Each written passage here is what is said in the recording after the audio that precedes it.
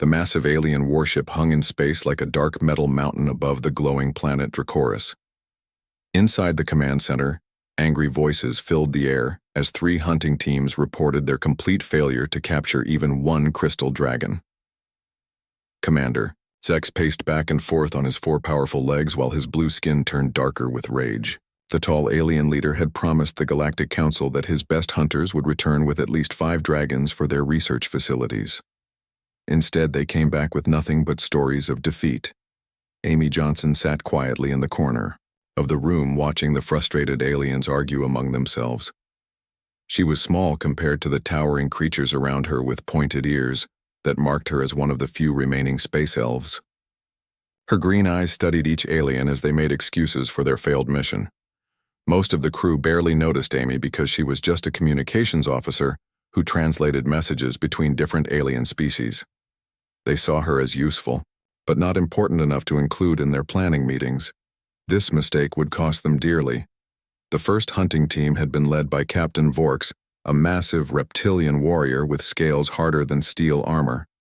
His team used energy nets and force field traps that could hold a small starship. They spent 3 months on Dracoris tracking the crystal dragons through floating mountain ranges and glowing crystal forests. The dragons had avoided every trap with ease. Their intelligence was far greater than the aliens had expected, and they seemed to know about the hunting party long before the hunters spotted them. Vorks returned with his team intact, but his pride was completely destroyed. The second team was commanded by General Kree, whose people were known throughout the galaxy as master hunters. They used invisible camouflage technology and weapons that could stun creatures from miles away. Kree was confident that his advanced equipment would make capturing dragons simple. The crystal dragons had somehow detected the invisible hunters and led them into dangerous areas where the energy storms could destroy electronic equipment. Half of Kree's team lost their weapons and armor to the planet's natural defenses. They barely escaped with their lives. The third hunting expedition was the most expensive and elaborate of all. Commander Thale brought a full company of battle mechs and flying attack ships. His plan was to overwhelm the dragons with superior firepower and advanced technology. The dragons had disappeared completely when Thale's forces arrived.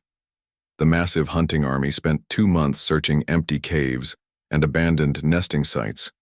It was as if every dragon on the planet had simply vanished into thin air. Thale returned with his powerful army looking completely foolish. Amy listened to each failure report with growing interest.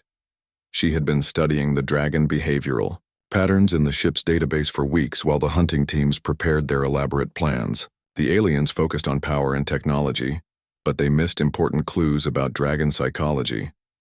During her research, Amy discovered that crystal dragons were not simple beasts driven by instinct.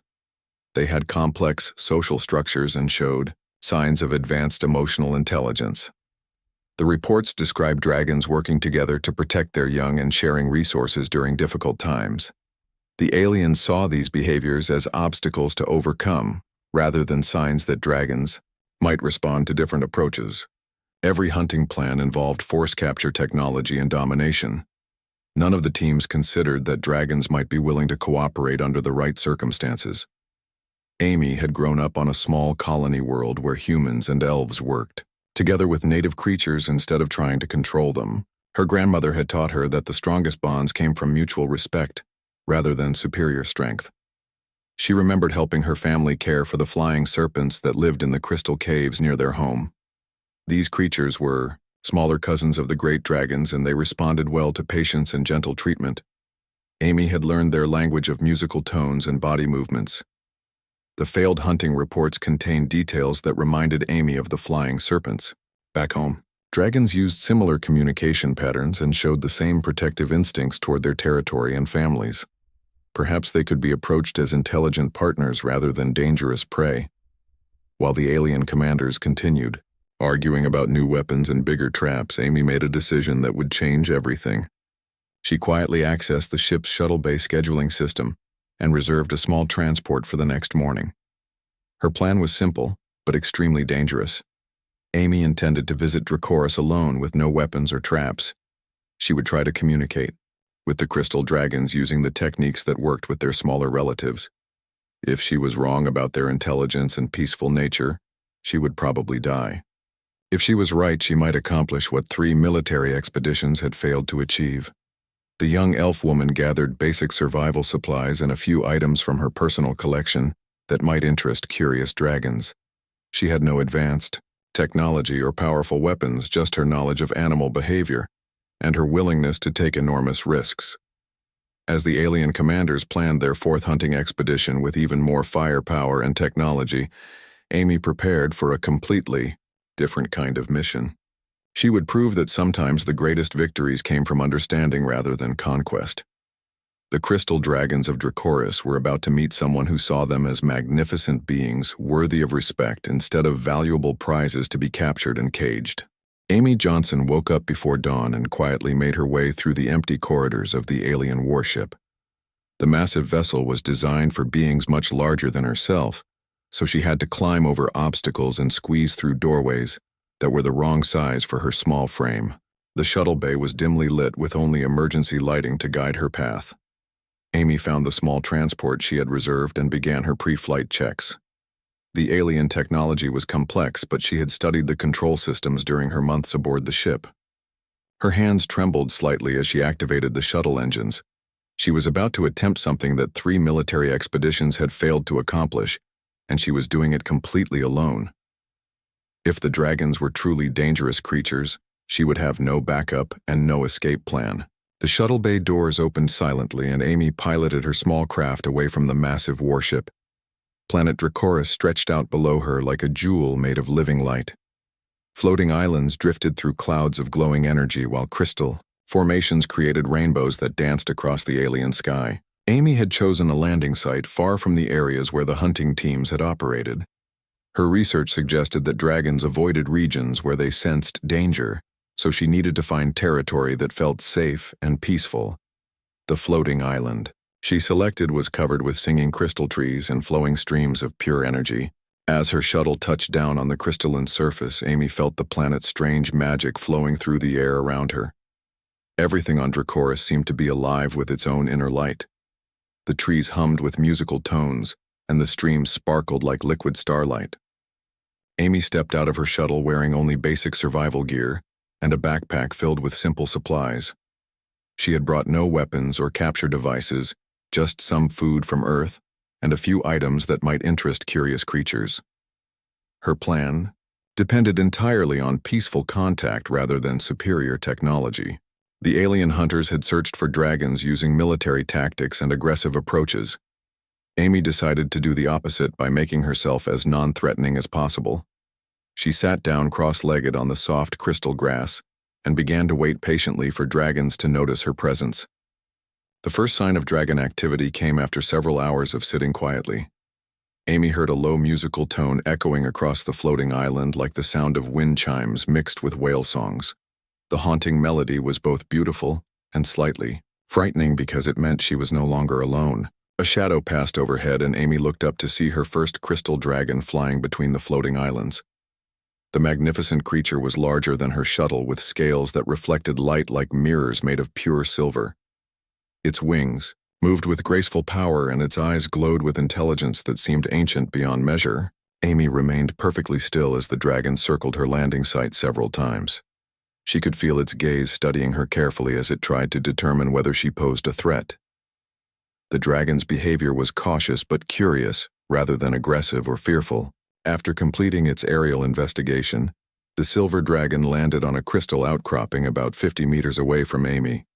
It folded its massive wings and continued watching her with those burning, intelligent eyes.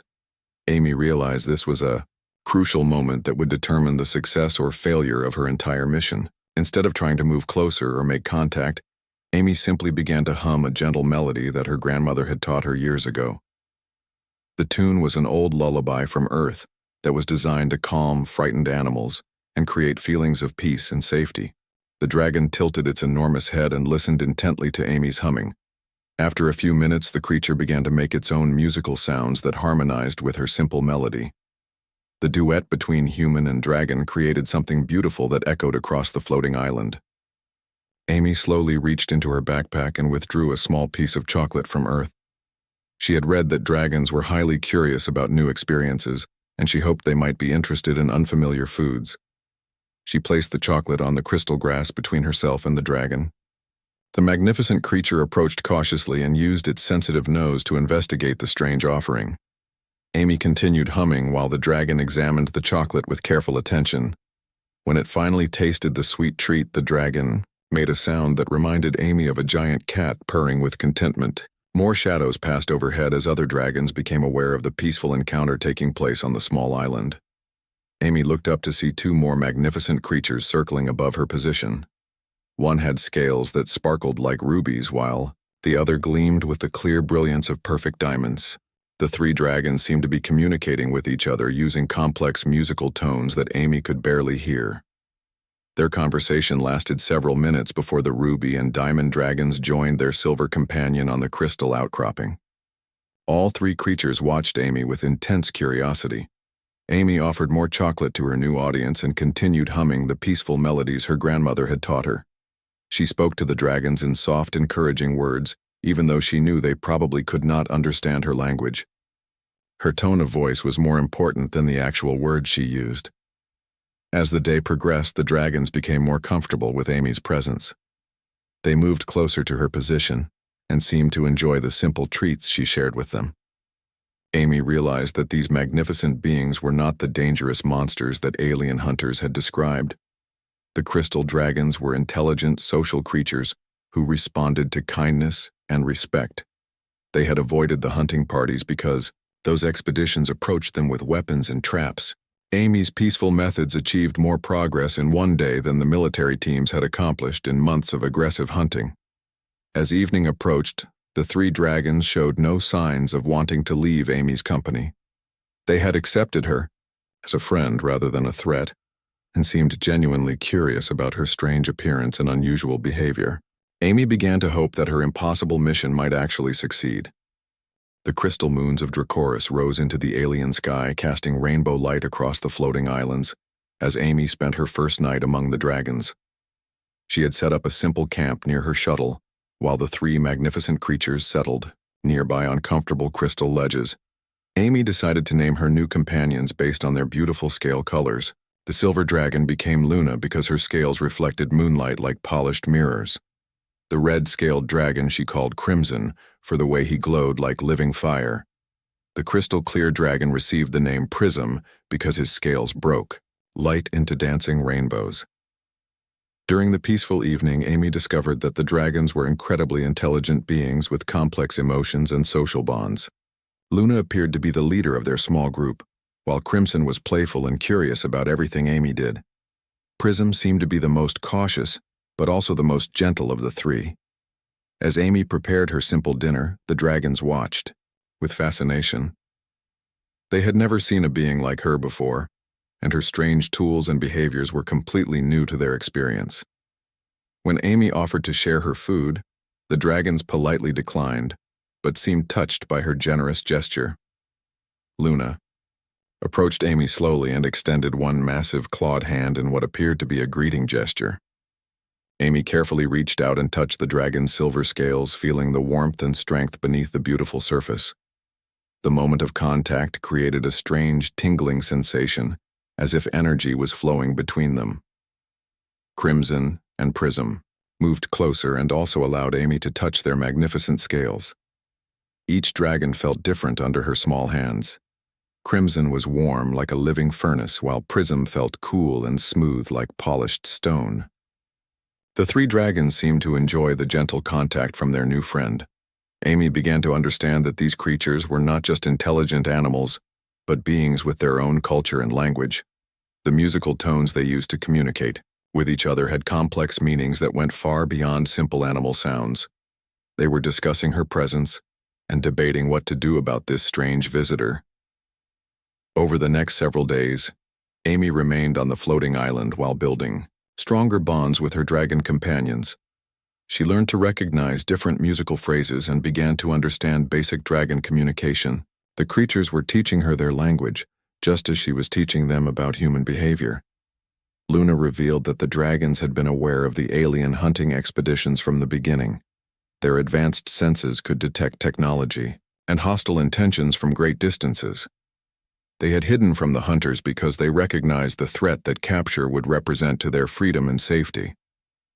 Amy realized that the failed hunting missions had actually made her job more difficult because the dragons now associated all visitors with danger. She had to prove that not all outsiders came to their world with harmful intentions. Her peaceful approach was slowly convincing them that some beings could be trusted. Crimson was the first dragon to show real affection toward Amy. The playful creature began following her around the island and seemed to enjoy participating in her daily activities. When Amy practiced her morning exercises, Crimson would copy her movements with amusing results. The massive dragon trying to do human stretches created moments of pure comedy. Prism demonstrated remarkable artistic abilities by using his breath to create beautiful crystal sculptures. Amy watched in amazement as the dragon shaped raw crystal into intricate works of art that captured light in impossible ways.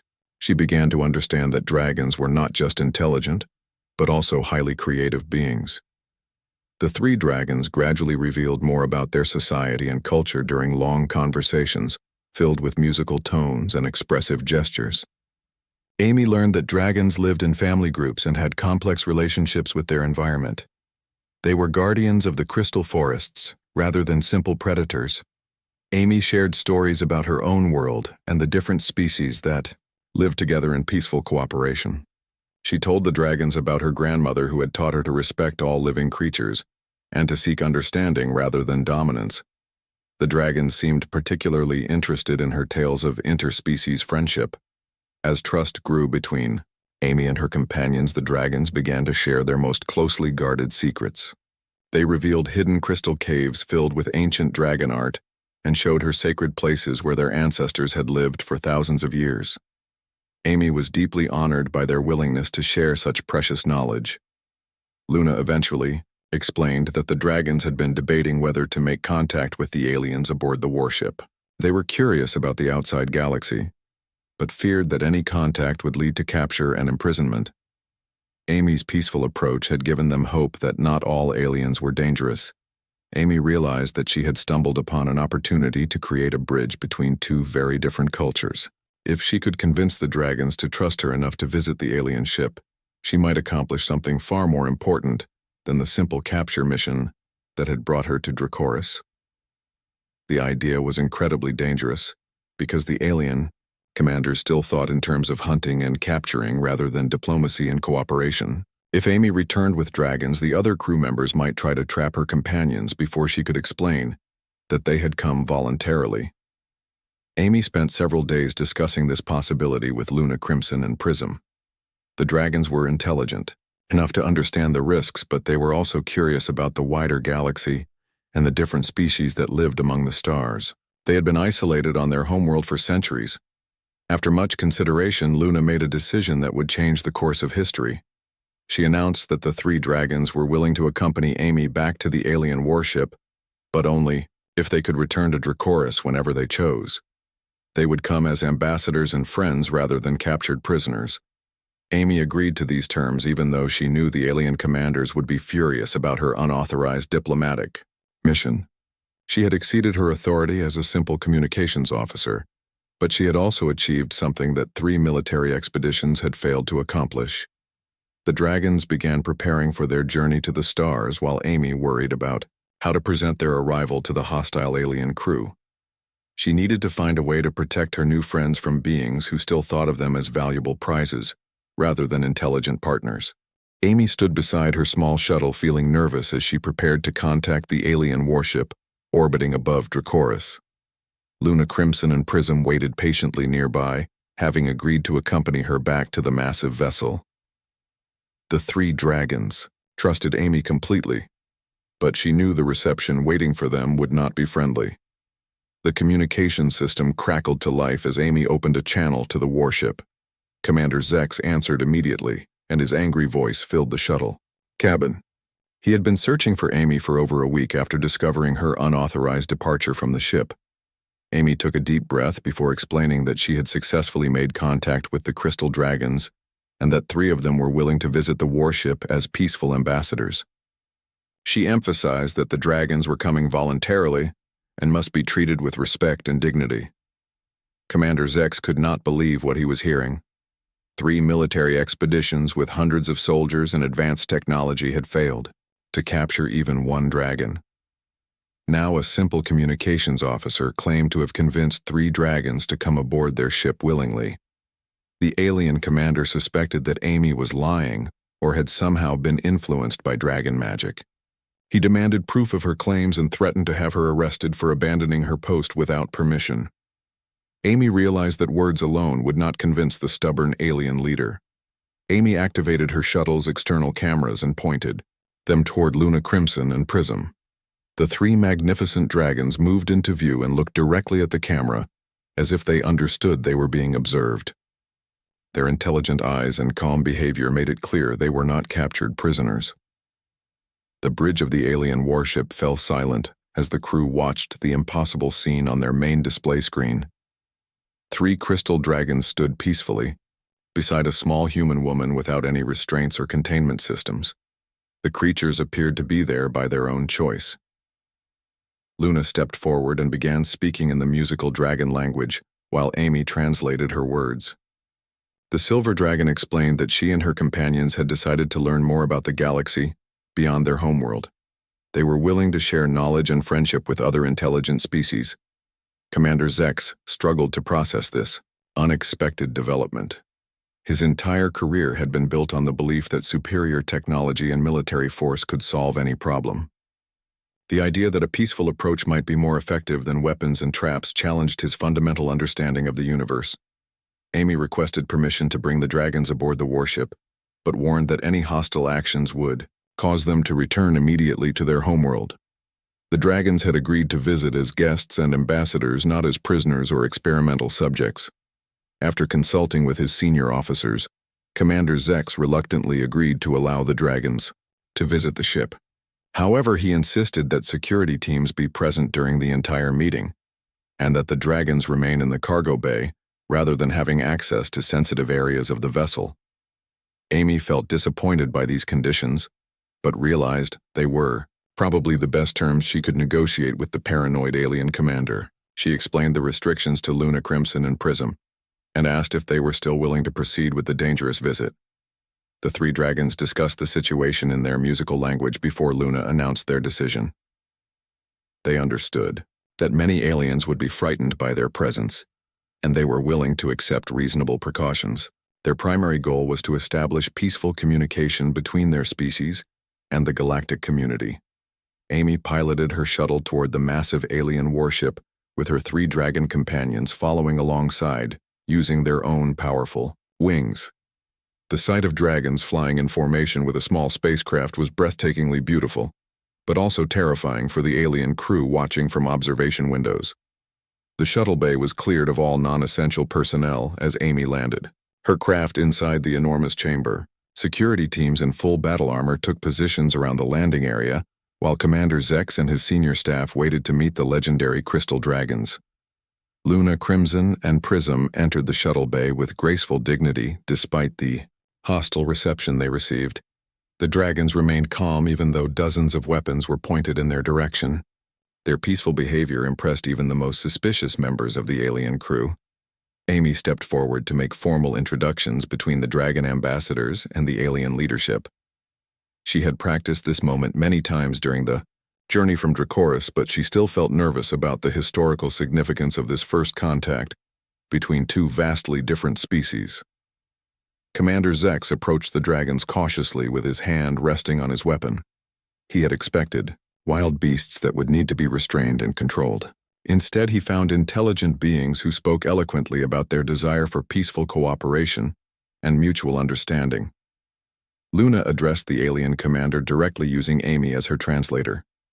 The silver dragon explained that her people had observed many alien visitors to their world over the centuries, but had remained hidden because previous contacts had been violent and threatening. The recent hunting expeditions had confirmed their fears about alien intentions. Crimson demonstrated his artistic abilities by using his controlled flame breath to create intricate patterns on the metal floor of the shuttle bay.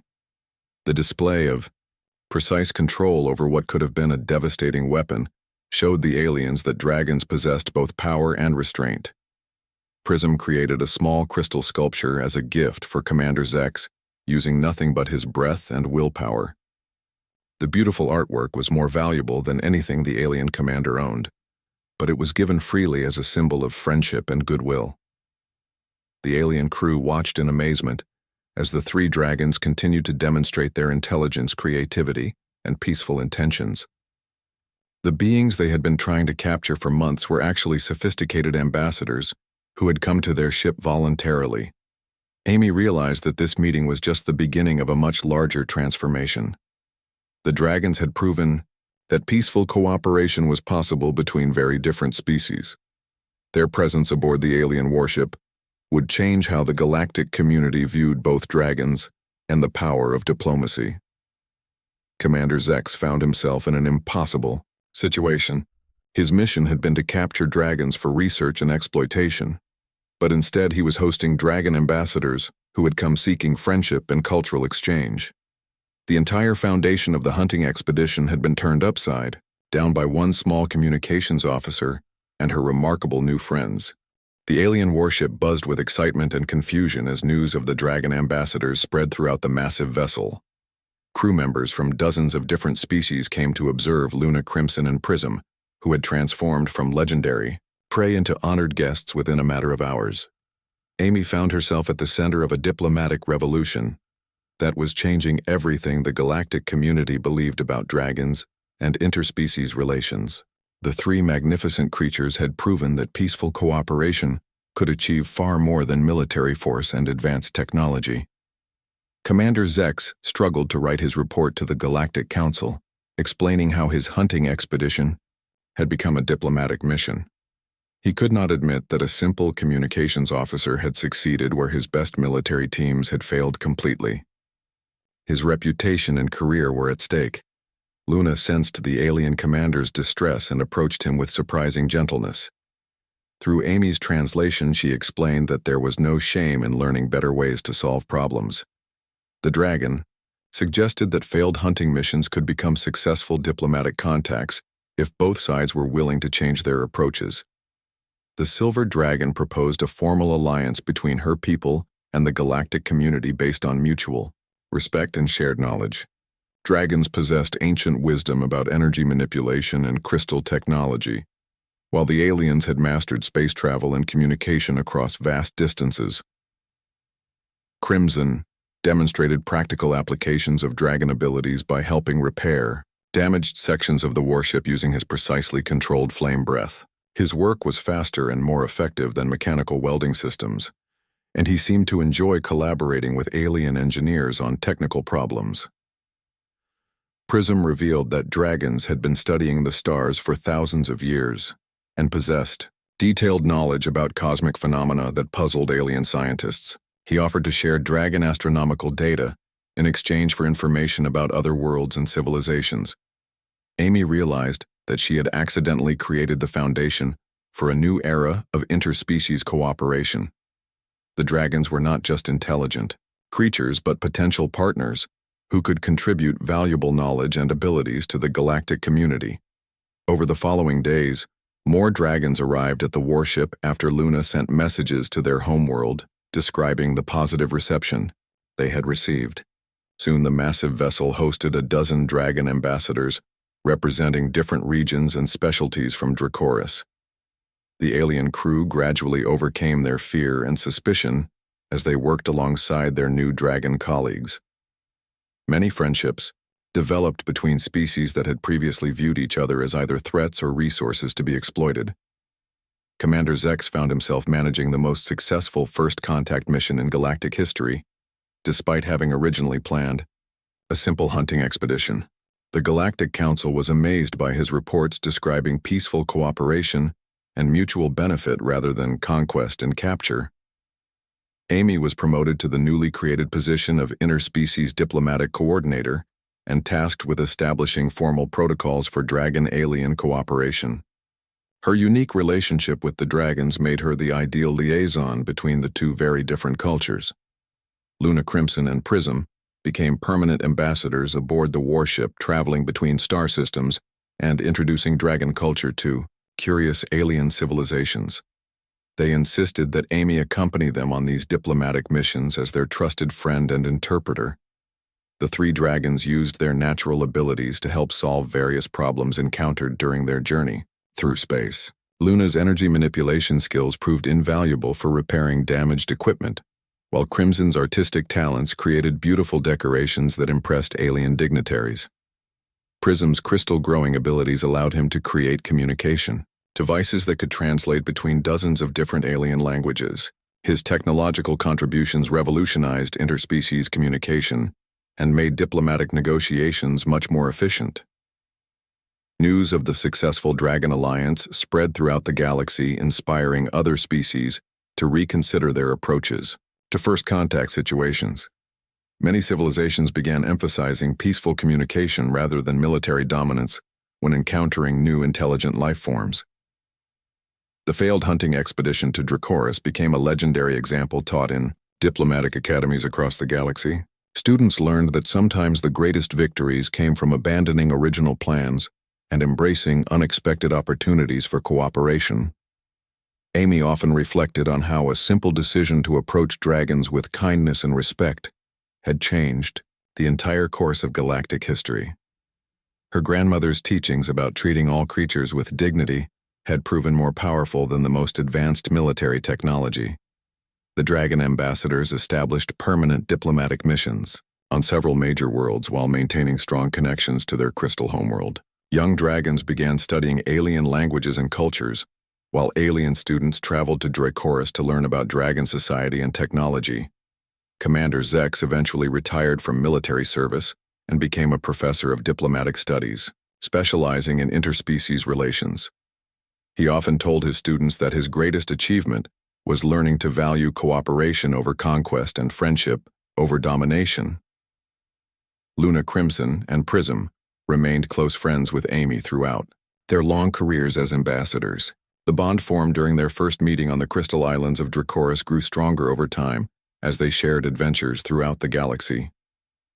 Years later, when Amy was recognized as one of the most successful diplomats in galactic history, she always insisted that her achievements were made possible by the wisdom and patience of her dragon companions. She had learned more from them than she had ever taught. The crystal dragons of Dracoris were no longer seen as mysterious beasts to be hunted and captured, but as valued partners in the ongoing expansion of galactic civilization. Their alliance with other species created new possibilities for exploration, cooperation, and mutual understanding. Amy's story became an inspiration for countless young beings who dreamed of making peaceful contact with unknown civilizations. She proved that sometimes the most important qualities for success were not strength or intelligence, but compassion and willingness to listen to others. The legend of the human woman who befriended dragons without trying would be remembered long after the great hunting expeditions were forgotten.